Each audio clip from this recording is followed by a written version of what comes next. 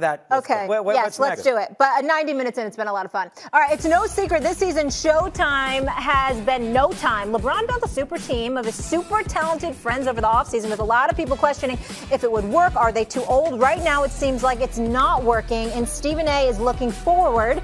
And Saturday on NBA Countdown proposed an interesting path, should I call it, for the Lakers? Yeah, go ahead. Ladies and gentlemen, we're going to talk about the Lakers beyond this season.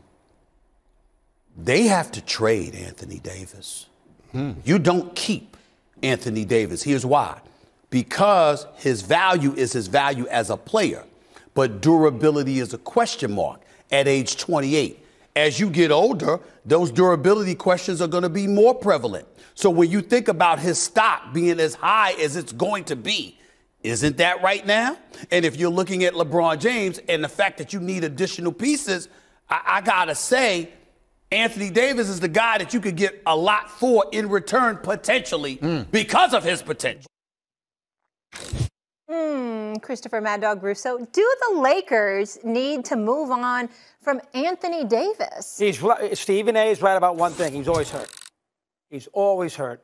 And he was hurt with New Orleans a lot, too. So he's always hurt, and you're paying him a fortune, and he's a little older, and you got to wonder about his long-term. I agree with that. Fair. But from a talent perspective, they did win a championship a year and a half ago. Yeah. From a talent perspective, you cannot trade him. All right? If he's healthy and raring to go, I could make the argument he's a top 5 player in the NBA. With Giannis, Durant, I still have to put LeBron there. I can make the argument he's top 5 player when he's healthy and raring to go. Now, again, the last year and a half, last year he got banged up, hurt in the Phoenix series. I understand that. This year he misses 4 weeks. He seems to have these calf issues constantly. All fair. But if you're trying to win a championship, which they are year to year, you cannot trade him. You got to keep your fingers crossed. You have to hope that somehow he's going to be able to get you through 60 regular season games and be raring to go in the postseason, because their goal is not to be the 8th seed and rebuild for the future. No, it's Los Angeles. Yeah. Their goal is to have a chance to win titles year in and year out. And because of that, you got to keep your fingers crossed, hope he's healthy, and not trade him. Stephen A., I thought you would have said Westbrook. Trade Westbrook, not him. Well, you can't give him away. He's owed $47 million for next year. Maybe at some point over the summer or next year, as he's approaching the last year of his deal, you're willing to take on that salary just to get it off your cap at the end of next season.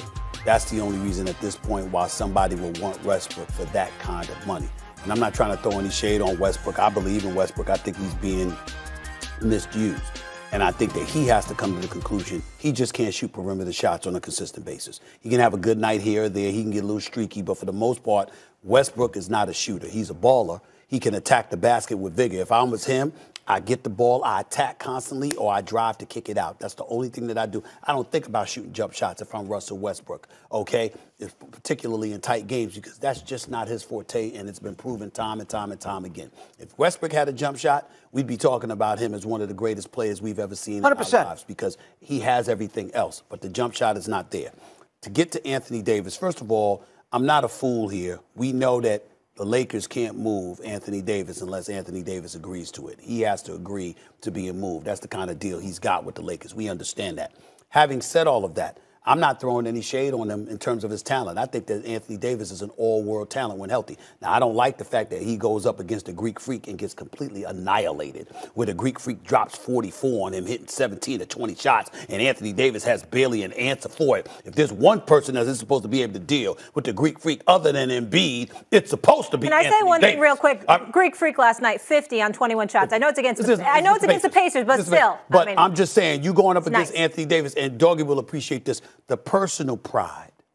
You know, Fair. I mean, this is the Greek freak here. He's coming into the house. You understand? Play better. So, I mean, in L.A., at the Staples Center. Yeah, play better. You are supposed to step up and answer that call. Okay, so they deal Anthony Davis. How's this playing out? What do they need to get? Here's my point. You've lost Brandon Ingram. Mm-hmm. You've lost Lonzo Ball. You've lost Kyle Kuzma, the Montrezl Harrells of the world, and others. You think about the multitude of pieces that the Los Angeles Lakers, and it wasn't all for Anthony Davis. Once it was Anthony Davis, but the year after that, they gave up additional pieces. If you're going to look like this, where you going?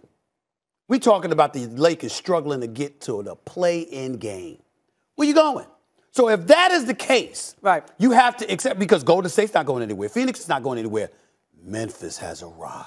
Good team. Memphis has arrived. Utah can't be summarily dismissed. And when you look at the Clippers, just 2 games under 500, just imagine for a second if Kawhi Leonard and Paul George were healthy. So if I'm the Lakers, I see 5 teams that are better than me. Even if LeBron James and Anthony Davis are playing because of the parts that I have around them. Yeah, timeout. But is that because of injury and not talent, why they are where they are? I will say this to you. Anthony Davis and LeBron James being injured, if they weren't injured, I think they wouldn't be in the play-in, but I don't think they'd be better than the 4 teams I mentioned. Okay. And so because of that, now we have to look at the rest of the team. And even though people say improve the parts around you, well, guess what? If you got LeBron James at age 37 under contract and you got Anthony Davis under contract and you got Russell Westbrook there, you got to figure out a way to look at life beyond LeBron James. You already got a chip. Right. And I got to get better parts around him. Russo, so the one player with extreme value that somebody would be willing to take a chance on because he's only 28 years old. He's not wrong. Anthony Davis. Hey, he's not wrong. They're not going to do it. Right. They're not. But he's not. But Stevie makes some good points there. And the problem with Westbrook is he needs to be on a team where he commands the ball constantly and he go win his 43 games. He needs to be on a team where he's the big star and he can do what he wants and he can go 44 and 38 every year and not win in the postseason. That's what Westbrook needs. I know you're a legend. This is day one, and you already get to call him Stevie. I mean, I've been here for 6 years. I don't get to call you Stevie. Molly. Stevie, Mad Steven. Dog Russo I'm always full TV name. He's been calling me Stevie every year for years, and he talks to me like I'm straight out of high school. Well, I just want you to laugh. know It's you open the door. Stevie A! So listen, when you hear Stevie sometimes, I don't want a double standard. You might start hear that coming out. No. Other people call me, they say Stephen A, they say S.A. And then he calls me Stevie. Yeah, okay. Him and my man Gary Howard, Stevie A. And Molly Karam. Stevie A. Coming up, guys, the Lakers and the Dodgers, 2 of the most storied franchises.